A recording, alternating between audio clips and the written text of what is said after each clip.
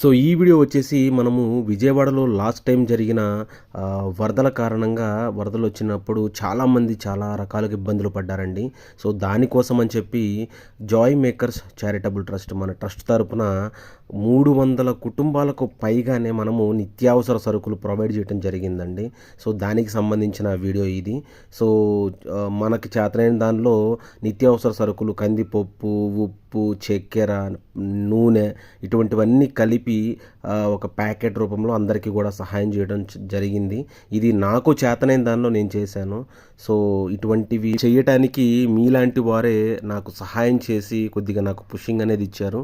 So ప్రతి ఒక్కరికి కూడా thank you so much. And ఇదనే కాదు, ఇటువంటివి మరిన్ని చేయాలని చెప్పి నేను ఇంకా ట్రై చేస్తున్నాను. సో సపోర్ట్ చేయండి. Thank you so much.